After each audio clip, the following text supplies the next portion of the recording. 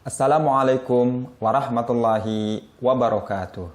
Kembali bersama saya Hambali. Di sini saya akan mengajak Bapak Ibu belajar bahasa Arab. Baik Bapak Ibu sekalian, pada kali ini kita memasuki bab 6 dengan tema as-safar atau perjalanan. Pada kali ini kita memasuki unsur al-qawaid. Baik, langsung saja kita ke materi. Materi qawaid yang akan kita pelajari pada kesempatan kali ini adalah mubtada khobar. Ya, apa itu mubtada khobar? Ya, mubtada dan khobar. Ya, mubtada dan khobar ini adalah dua nama kedudukan dalam bahasa Arab. Ya, sebelumnya sudah kita pelajari fi'il, fa'il, maf'ul. Ya, ketiganya ini merupakan kedudukan dalam bahasa Arab yang kalau di bahasa Indonesia kan subjek, predikat, objek. Ya, misalkan contoh murid belajar bahasa Arab. Ya, murid subjek, belajar predikat, bahasa Arab objek. Ya, subjek, predikat, objek adalah kedudukan kata dalam suatu kalimat. Ya, kalau diterjemahkan ke bahasa Arab, kalau dialih ke bahasa Arab, ya, maka menjadi darasa talib al-lughat al-arabiyyah. Darasa fi'il, talib fa'il, al-lughat al-arabiyyah maf'ul. Ya, ini adalah nama-nama istilah kedudukan kata dalam bahasa Arab. Ya. Istilah lain atau sama seperti fi'il, fa'il dan maf'ul ya adalah mubtada khobar. Ya, mubtada dan khobar adalah nama kedudukan kata dalam sebuah jumlah dalam bahasa Arab. Ya. Fi'il, fa'il dan maf'ul ya itu adalah jumlah, namun jumlahnya itu jumlah fi'liyah. Sementara mubtada dan khobar adalah nama jumlah yang lain juga disebut jumlah ismiyah. Ya Bapak Ibu, silahkan Bapak Ibu jika ingin memahami lebih lanjut perbedaan antara jumlah fi'liyah dan jumlah ismiyah, ya ada dalam pembahasan tutorial di bab 2. Ya, mari kita memahami mubtada khobar dari contoh ya. Ini ya contohnya. Saya buat dalam bentuk tabel ya. Khalid Ustadz. Ya, terjemahnya Khalid adalah Ustadz ya. Ketika diterjemahkan dalam bahasa Indonesia, ya ini di tengah-tengah antara Khalid dan Ustadz ini mengandung terjemah adalah ya. Atau selain adalah bisa itu gitu ya. Khalid itu Ustadz ya. Khalid adalah Ustadz ya. Langsung saja kita memahami apa itu mubtada dan khobar. Kita perhatikan contoh berikut ini ya. Ya, Khalidun Ustadzun. Khalid adalah Ustadz. Aisyatun ustadzatun. Aisyah adalah ustadzah. Ya, ini yang saya sebutkan tadi adalah untuk mufrad. Yang sebelah sini mudzakkar, yang sebelah sini muannas. Kemudian kalau musanna ya. Al-muslimani ustadzani. Ya, mudzakkar dan musanna. Kemudian al-muslimatani ustadzatani. Ini musanna namun muannas ya.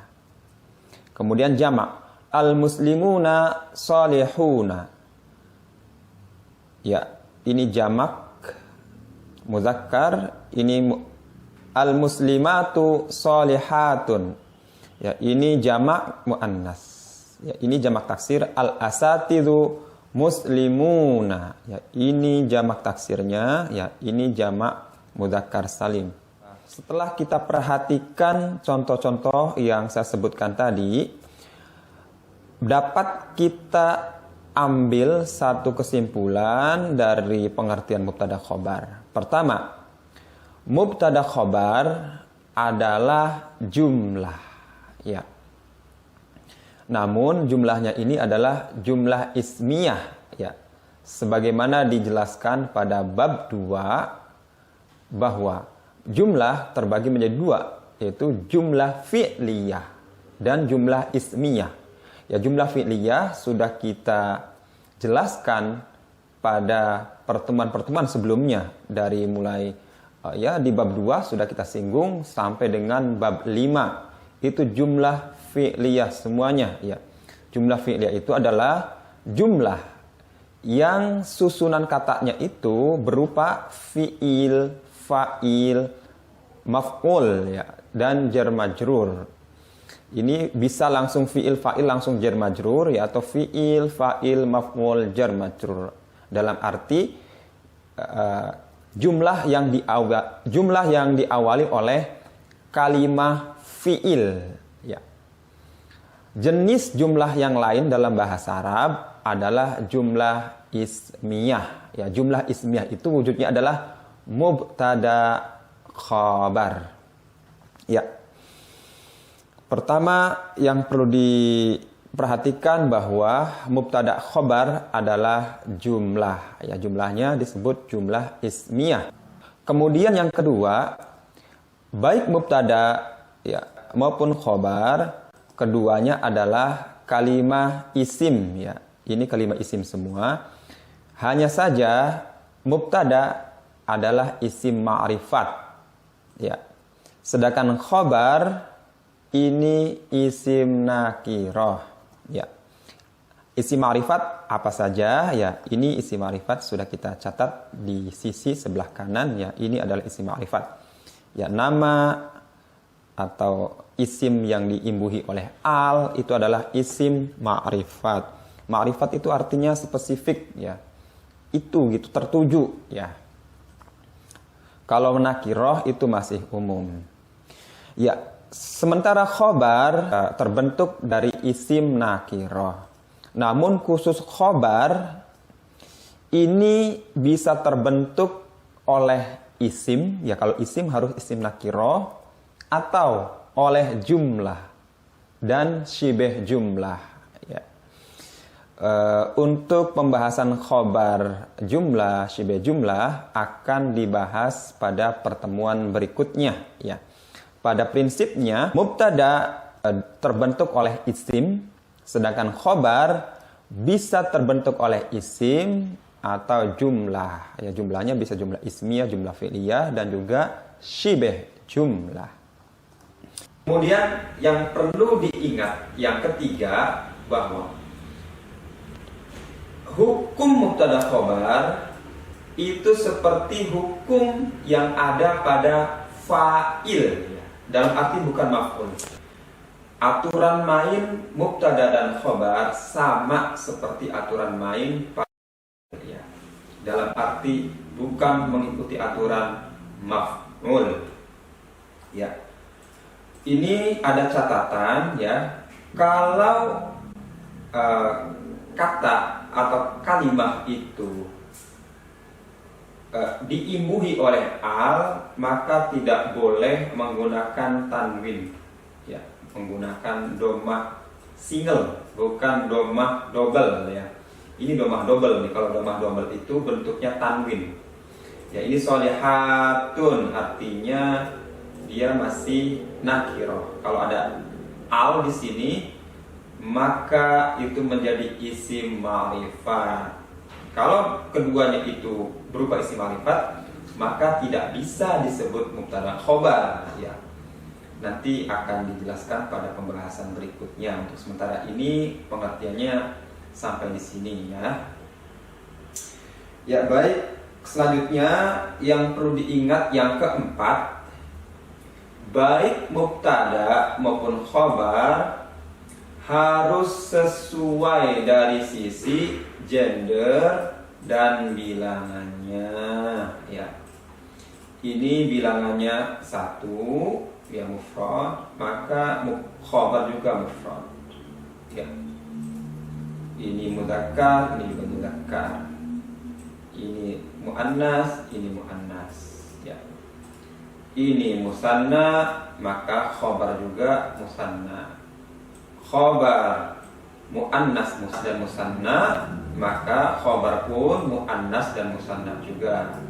Nah, kalau jamak taksir ya itu nggak peduli, nggak harus jamak taksir ya. Intinya mubtada jamak dan laki-laki, jamak dan mudzakkar, maka khobar juga jamak mudzakkar, nggak harus sama jamak taksirnya ya.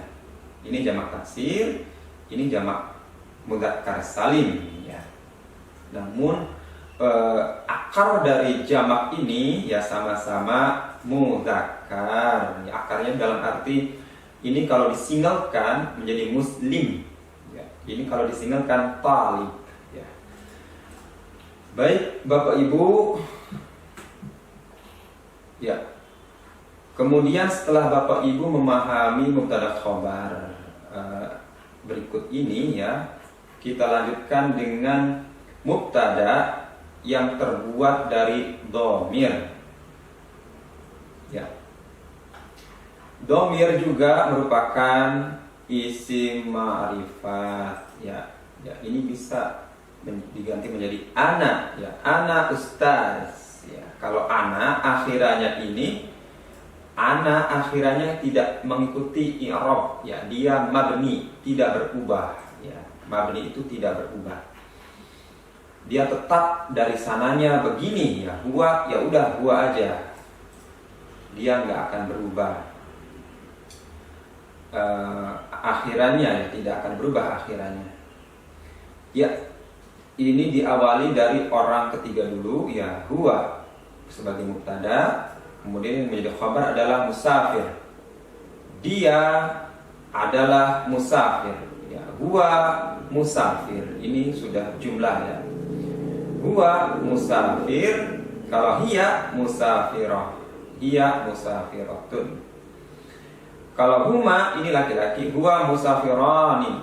Kalau humanya perempuan, yang misalkan perempuan dua kelihatan ya, huma musafiratani. Kalau mereka laki-laki, hum musafirun.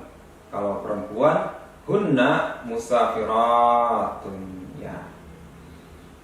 Kemudian kalau orang kedua, anta musafir, anti musafirah ya. Antuma laki-laki musafiran, antuma perempuan musafiratan. Kalau antum musafirun, antunna musafiratun ya. Untuk orang pertama ya, kalau laki-laki ana musafir, kalau perempuan ngomong misalkan ana musafirah, nahnu musafirun ya, kalau laki-laki semuanya, atau laki-laki perempuan dicampur nahnu musafirun. Kalau spesifik hanya perempuan, nggak ada laki-lakinya ya, nahnu musafiratun ya. Baik Bapak Ibu, itu adalah pembahasan mubtada khobar. Silakan Bapak Ibu konfirmasi pemahamannya dengan mengerjakan latihan berikut ini ya. Ini mubtadanya ya, ini semuanya ini ma'rifat ya. Kemudian Bapak Ibu buat khobarnya bebas ya, tidak harus saleh, bebas. Yang penting isim nakirah. Dibuat dalam jumlah lalu terjemahkan. Ya, setelah mengerjakan latihan di kolom berikut ini, yang Bapak Ibu coba menerjemahkan kalimat sederhana. Baik Bapak Ibu, alhamdulillah laqad darasna hadhihi al-maddah. Atamanna hadhihi al-maddah mufidah lakum. Nunhi dirasatana bilhamdallah. Alhamdulillahirabbil alamin. Summa assalamualaikum warahmatullahi wabarakatuh. Summa assalamualaikum warahmatullahi wabarakatuh.